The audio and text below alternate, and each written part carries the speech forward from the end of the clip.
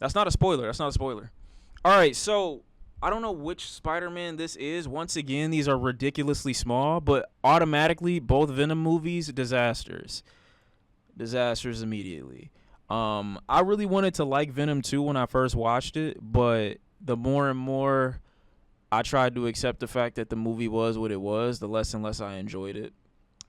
So it is what it is, unfortunately. Now we got the Tobey Maguire films. First one was good, not gonna lie. I would tell everyone who's a fan of anything Spider-Man related to stay away from Venom movies. But go into it at your own risk with your own opinion. I can't tell you what to do, but just know that shit trash. I ain't gonna lie. Spider-Man 1. This is really a situation where you had to be there. If you weren't alive when Spider-Man came out, you wouldn't really understand why people feed into live action Spider-Man. Like, I get why people say that this movie is terrible, like the Tobey Maguire versions are bad, but it holds a special place in my heart because this was all that we had live action wise. And for its time, it did its job. It wasn't great looking back on it, but it did its job for its time. So I'm gonna go with fun, but definitely flawed. Um, it didn't have any of the personality that Peter Parker actually has. While he was fighting any of the villains, he doesn't really say or bring life into the role, I feel like. So I'm gonna go ahead and say it's fun, but it definitely is flawed. It is what it is. Um, Spider-Man 2. I think Spider-Man 2 is even more poorly acted than Spider-Man 1.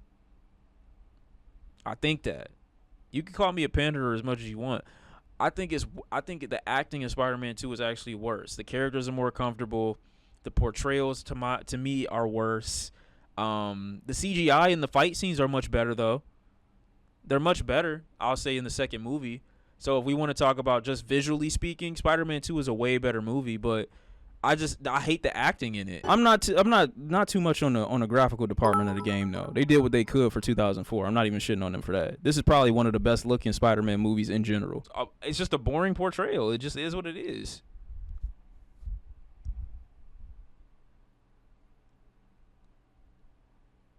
I'm gonna go ahead and say all of these are fun but flawed. This one, Spider-Man 3, though, to me is a disaster. I'm gonna go ahead and say that. Spider-Man 3 to me is a disaster.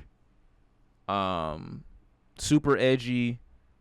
I couldn't take Peter Parker seriously when he was trying to be dark Peter Parker or when he was trying to be light Peter Parker. The villains, they seemed sensible. Some of the situations made sense. Harry actually made sense for his motivation for wanting to be against Peter, but I don't think the acting executed well enough for me to like feel them. And the nigga tried to cry at the end. It was just like, I ain't gonna lie. I'm not gonna show the scene because you're just gonna say I'm hating again. But it is what it is, bro. Like that movie was not good to me at all. And I even said that when I saw it. I was young when I was saying that.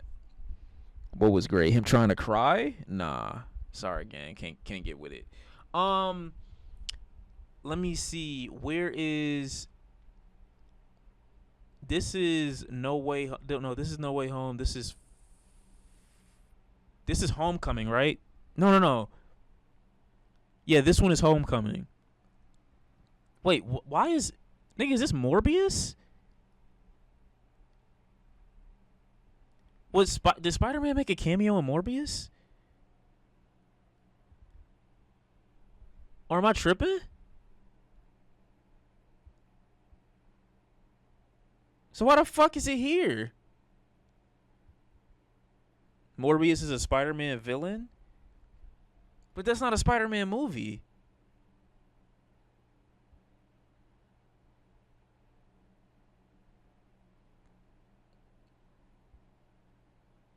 Venom isn't Spider-Man either. Yeah, but Venom is like a classic. I mean, at least to me. I don't look at Venom and Morbius in the same tier.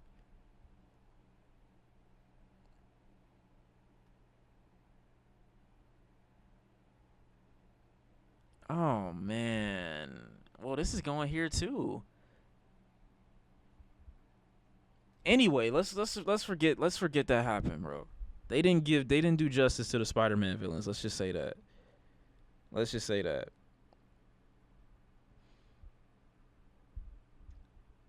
Now, this one is Homecoming. I see Vulture in the poster. From what I remember, I don't remember when Homecoming came out. I don't think all Tom's movies suck. I actually think Tom's portrayal of Peter was like a little bit more fun. I don't think they focused on,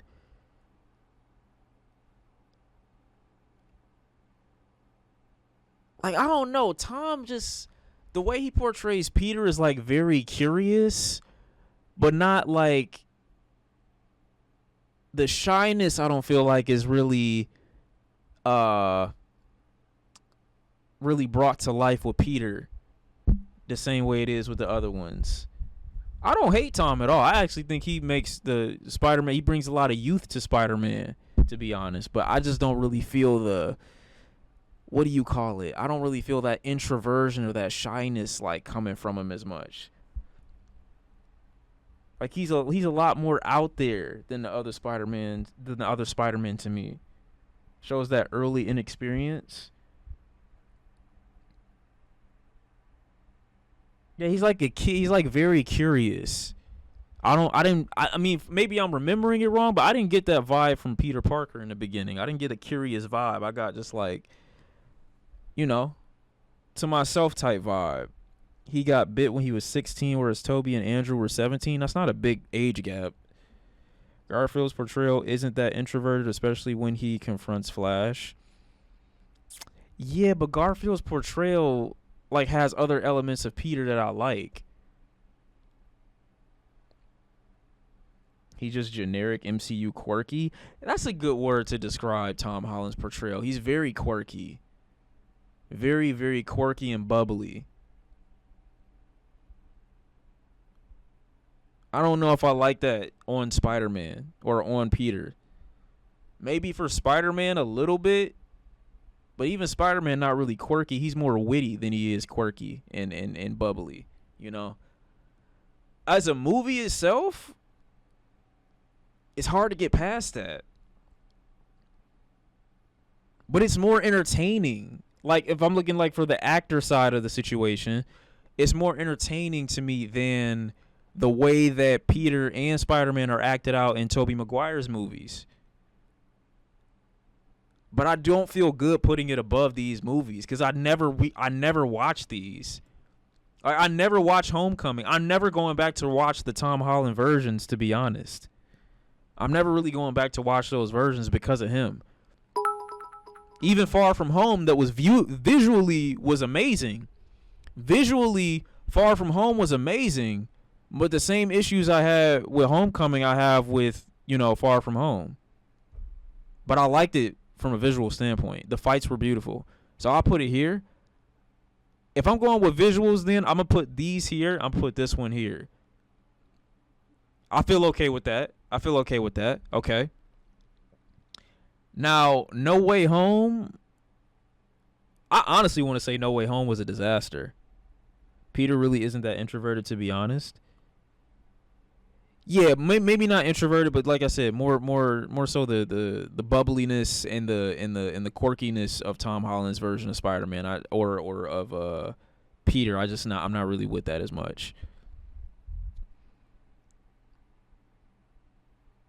Respect No Way Home. I don't really want to respect No Way Home, bro. Like, I really wanted to like that movie. And again, you got to realize I'm not a new Spider-Man hater. I'm not a Tom Holland hater at all. I actually really, really like what he could have done with the movie, but unfortunately, like, it didn't amount to anything. I feel like it existed. Let's get all the Spider-Men together. Let's do a box office hit. Let's smash them. But let's not actually write a good story with all the characters that we have right now. And I don't even think they were in the movie for that long. They came in at the tail end of it. You can say awful take as much as you want. You're not saying anything in defense of the fucking movie, which I obviously expected. But they didn't write out a great story for this at all to me. Feels like it took 3 films for Tom to actually become Spider-Man. I mean, you could say that about any of them, though. Like, if you introduce a Spider-Man, like, even Miles Morales would be the same situation. Like, he don't really, even in the second movie, Miles Morales don't really fully feel like Spider-Man. Really, did you watch him turn into an adult man by the end of the movie? So, you understand the concept of aging. Cool. Like, does that mean that, like, the story was good in any capacity? No. Like, nothing happened. They made this movie, like, it felt like just to kill Aunt May off and leave Peter Parker, Tom Holland's version of Peter Parker, in a situation where he had to navigate things by himself. Like, that was it. He didn't have a support system at the end of the movie. Like, that was pretty much it. He was kind of like the other Spider-Man in that way. But I don't think the way that they went about illustrating that story or getting him to that point was good at all.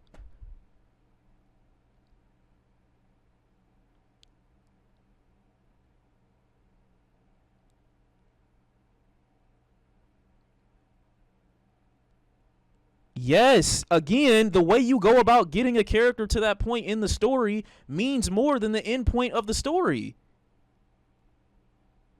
You can say, okay, well, look at the end result. Okay, cool. How the fuck did you get there? Hello?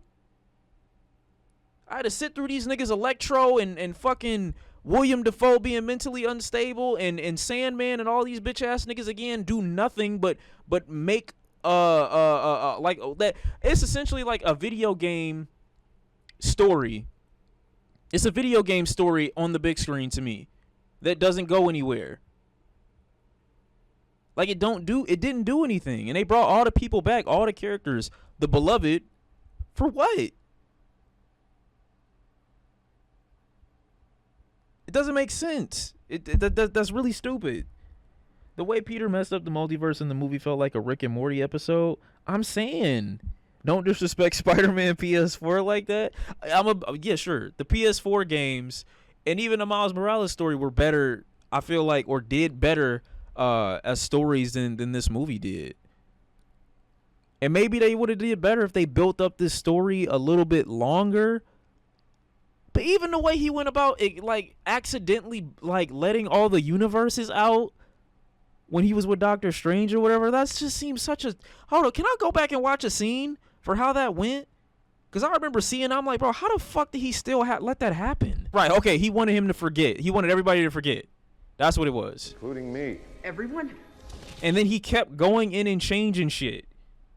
They literally forced this part for no reason. No reason at all. This literally did not have to happen. Really? And my nigga tells him multiple times during, and I think before, if you keep talking during the spell, you gonna fuck it up. And the nigga keeps going. As opposed to writing a story where you make Tom Holland portray Peter Parker just growing more mature and getting to a point where, yeah, everybody knows Spider-Man, but... This is the most autistic this is the world. Ever. How do you put Far From Home over Homecoming? Why is What? Venom in the disaster tier? I swear if Across the Spider-Verse is in anything but S tier, I'm reporting you to the Comic Code Authority. Once again, you are among the tier of niggas that can say things without having to explain any fucking point whatsoever. You literally just put autistic in front of ranking and said, how are you doing that and ranking that over that with zero argument whatsoever. I swear to God, some of you niggas just like to hear yourselves talk and then don't offer an argument and sit back, fold your arms and be like, oh yeah, I really did that. You sound dumb as fuck. You sound stupid as fuck. Second, they could have wrote out a story that didn't even involve Doctor Strange doing the magic hand bullshit at all. They could have wrote out a story and then just been like, you know what? Let's have Peter Parker, Tom Holland, in a world where he learns how to navigate with everybody knowing his identity and facing the consequences of his decision. Let's have him navigate that world. Maybe it's not easy to do that, but it would be far more preferable than having Doctor Strange bum ass make a spell where everybody forgets about this nigga and him being Spider-Man in general. I just don't like that plot point. That's a horrible plot point. And then this is how we get introduced to the other Spider-Man. Other villains get reintroduced. They don't do shit. Aunt May dies. All this just to make it so that Peter is alone by the end of the movie. It's just, I don't think that's a good plot at all. That's very Peter-like, though. I don't think so. I think this is just complete. I think this is just a complete force of plot right here. I really don't think in a moment like this, a good portrayal of Peter Parker would just like have to force this so badly. But I also don't think a Peter Parker would ask for this to happen anyway. I don't think so. Maybe I feel okay with this scene if Doctor Strange never warned him before, and he said, "Bro, I can't make no changes before you do this, so make sure this is what you want. Like this is the life that you want." But nigga warns you multiple times, and then you still do this. They still force it. Well acted though. Yeah, I don't have a problem with the acting in the new Spider-Man movies. I don't. It's just I don't like the way he's portrayed, but I don't think it's acted badly. That being the plot point for it, I'm probably say this is like disaster sounds harsh, but going by the tier list, like that's just what I'm just put it as. Like it just is what it is. It's got great visuals every now and again. It does. I like the idea of having the old Spider-Man brought back, but like this is another one of those movies. I never will return to this. I will never return to this. I look at some movies as replay value too, and I will 100%. If you ask me right now, maybe you could say that it's recency bias. Maybe you could say it's recency bias. But I would 100% watch both of the Spider-Man multiverse or Into the Spider-Man verse movies right now. If you ask me, 100%. Years removed from both of them, I probably will watch them again. Like I seen them for the first time next to Morbius. But you're making it seem like I'm putting them next to each other for the same reasons. Morbius is a bad movie, just like I think Venom is a bad movie, just like I think the Venom second movie with Carnage is a bad movie. In the same way that I think, but in a different way that I think Spider-Man 3 is a bad movie. Like I don't think Spider-Man 3 is a bad movie from the plot. I think it's a bad movie because it's horribly acted. It's got a lot of cringe scenes. That's really the main focus. Acting is shit, and that's really it. It really just comes down to the acting with Spider-Man 3 because there's not enough visuals to make the movie good to me.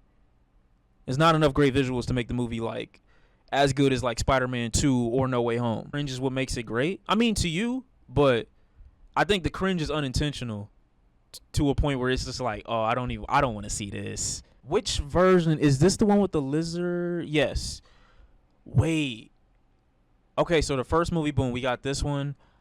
I'ma say I wasn't too keen on Andrew Garfield, I'm gonna be honest.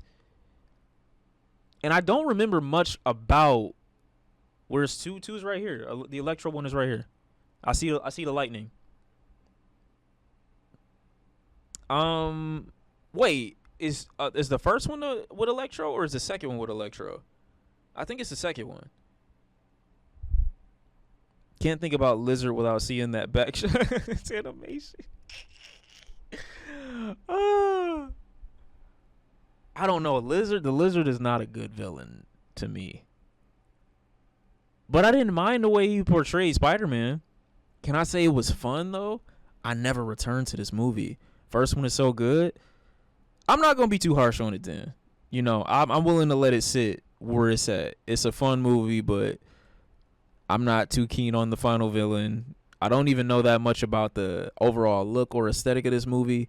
And I think the second one does a bit better in the stakes department. I think it's acted a lot better. I like the little dynamic between Gwen and Peter on this movie a lot too. The villain, you know, Electro's motivation for being Electro is kind of ass, but I kind of want to put it here. It is to me better than the first one. It's better than the first one to me. It's better than the first one to me. I could go between fun but flawed, but it's better than the first one to me. It is. The second Amazing Spider-Man.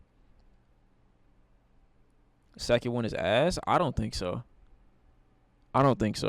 Then again, I don't have much stake in that battle. Now we have my two personal favorites out of the entire franchise. First one is way better.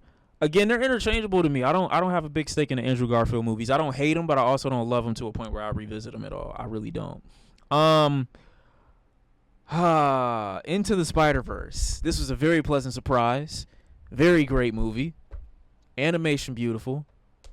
Miles being a nice introduction piece was cool. Nice little love setup with him and Gwen and whatnot. I think this is good. I think it's good.